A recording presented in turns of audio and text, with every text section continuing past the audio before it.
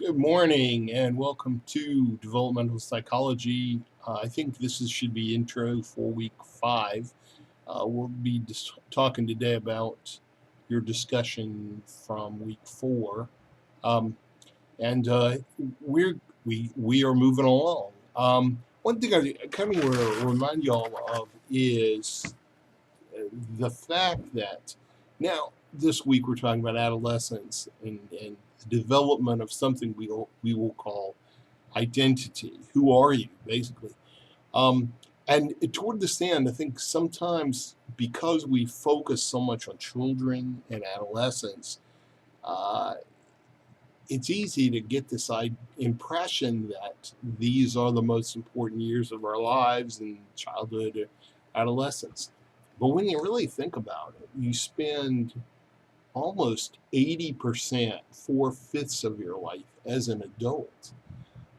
Childhood and adolescence is about the forming of who you really are, but most of your life is about playing it out and being who you are.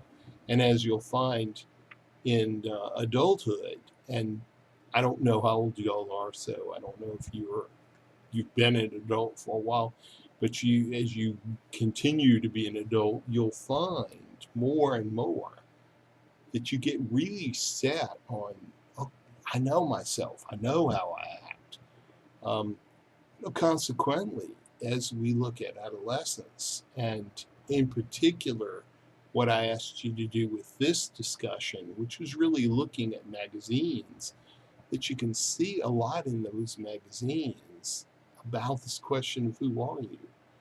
Um, and I think as I asked you to look at magazines from the past, and some of you looked at, a couple of you looked at magazines of like from the 60s and 70s, and some of you, most of you was a little more like the 80s and the 90s.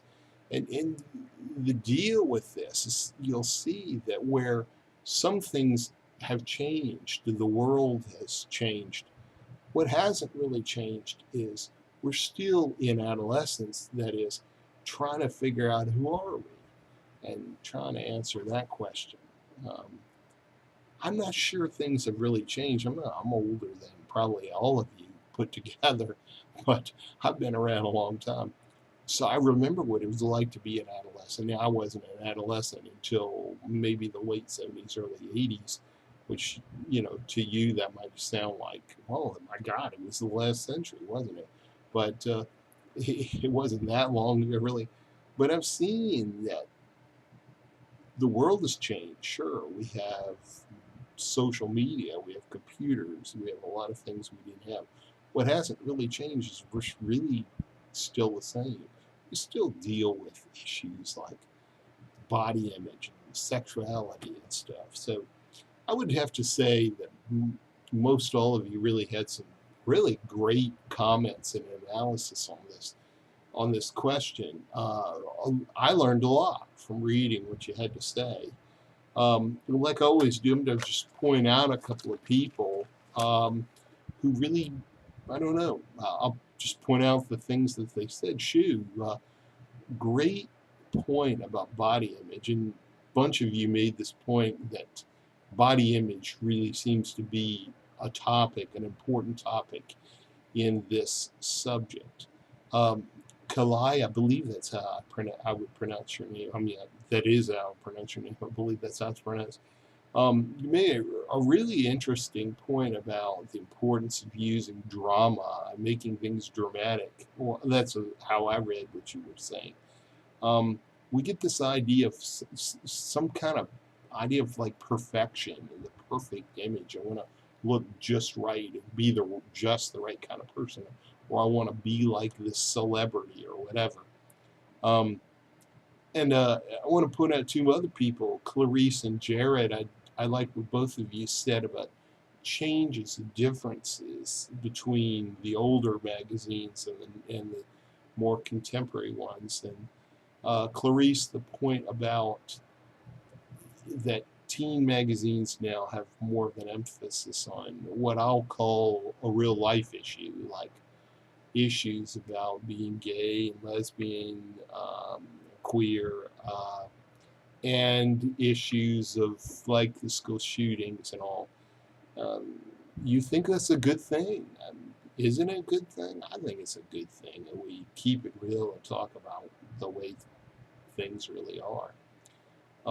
Jared, now Jared, you covered a wider amount of time there, but that was a really important part of what you said was how we've changed in the frankness that we have about dealing with issues like dating and sex and sexuality. And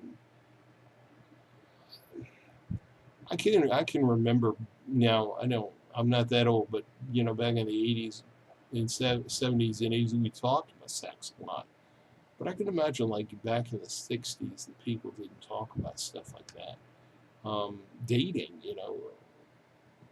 what it was he made the pointed out some funny ones, and I remember this.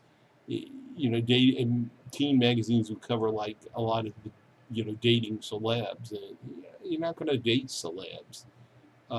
That's not real. So it's good to talk about how dating really is. Dating real people. In any case, very, very good, great discussion, great analyses. Keep up the excellent work. You're doing a fine job, all of you. This has been an amazing class. I've really enjoyed being with you. I wish I knew you face to face as well, because you seem like cool people. But I hope you have a great week and enjoy as we are starting to dance into the category of being an adult. And have a great week.